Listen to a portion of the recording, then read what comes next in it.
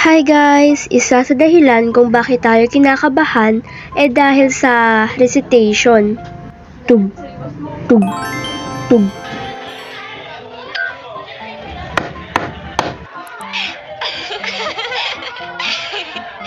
Magsitahimik kayo. Bukas ay magkakaroon tayo ng recitation, kaya kinakailangan nyo mag-review.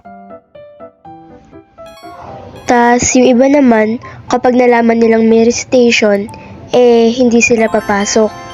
Uy pre, narinig niyo yun? May recitation daw bukas. Kung hindi nilang tayo pumasok bukas. Oo nga mga pre, wag na tayo pumasok bukas. Magre-recitation lang naman. Tas yung iba naman, magsasakit-sakitan para hindi sila makapasok. Ma, biglang sumama yung pakiramdam ko. Sige nak, huwag ka na munang pumasok. Chat ko na lang yung teacher mo.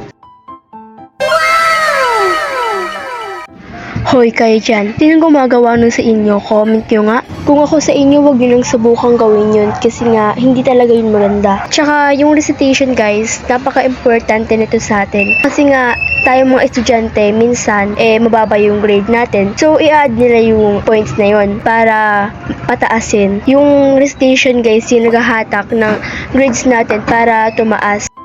Guys, pasensya na kung maingay dito. So guys, balik sa istorya. Meron din namang mayabang na kapag natawag sila, ganito yung gagawin nila. De La Cruz. Who discovered atom? Si John Dalton po, sir. Okay, very good. Pwede ka na maupo. Basic. Diba guys, napakayabang. Syempre guys, hindi mawawala yung mga matatalino. What is the hardest substance found on Earth? Ano wala mo nakakalam? Sir, ako po sir. Okay, Geronimo. What is your answer? Diamond po sir.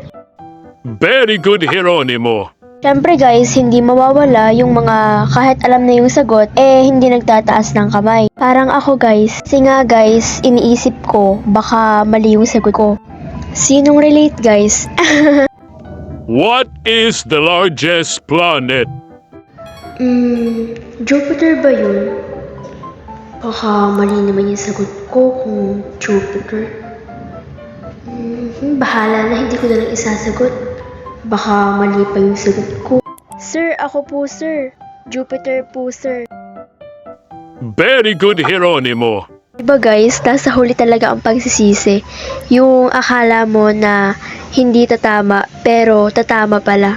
Kaya kayo guys, huwag kayong mahihiyang mag-recitation. And share ko lang pala sa inyo guys na yung bagsak sa periodical test ko na video ay umabot ng 15K. Kaya maraming salamat talaga sa mga nanood nun. Yun lang guys, thanks for watching!